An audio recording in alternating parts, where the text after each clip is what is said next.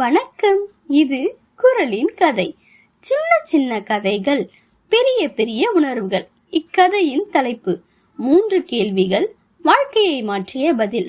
ஒரு காலத்தில் மிகவும் புத்திசாலி ஆனால் குழப்பத்தில் இருந்த ஒரு மன்னன் வாழ்ந்து கொண்டிருந்தான். அவனிடம் எல்லாம் இருந்தது: அரண்மனை, செல்வம், அதிகாரம். ஆனால் அவன் மனதில் ஒரு கேள்வி மட்டும் தினமும் எழுந்து கொண்டே இருந்தது: வாழ்க்கையில் உண்மையாக முக்கியமானது என்ன?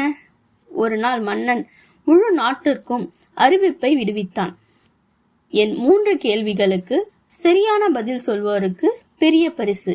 அந்த 3 கேள்விகள்: முதல் கேள்வி, சரியான நேரம் எது? இரண்டாவது கேள்வி, முக்கியமான மனிதன் யார்? மூன்றாவது கேள்வி, முக்கியமான வேலை என்ன?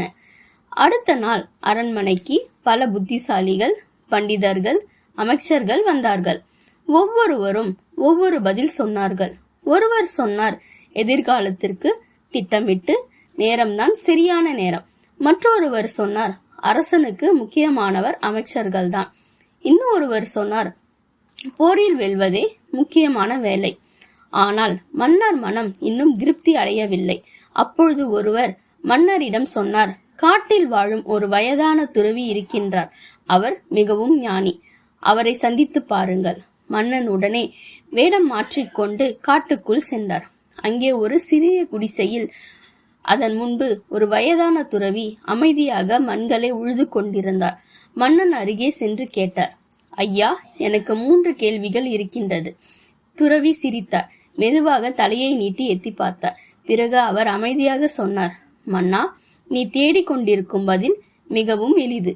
சரியான நேரம் இப்பொழுது. ஏனெனில் நாம் கட்டுப்படுத்த முடிவது இந்த நொடிகள்தான். முக்கியமான மனிதன் இப்பொழுது உன்னிடம் இருப்பவர்கள். ஏனெனில் அடுத்த நொடி யார் நம்முடன் இருப்பார்கள் என்று யாருக்கும் தெரியாது. முக்கியமான வேலை மனிதர்களுக்கு நல்லது செய்வது. இதுதான் வாழ்க்கையின் உண்மையான அர்த்தம். இந்த வார்த்தை மன்னரின் மனதில் ஆழமாக பதிந்தது.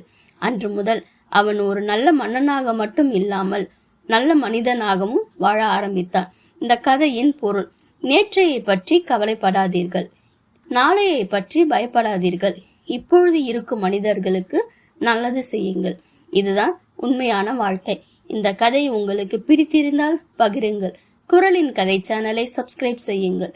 மீண்டும் வேறு ஒரு கதையில் சந்திப்போம். குரலின் கதையில்.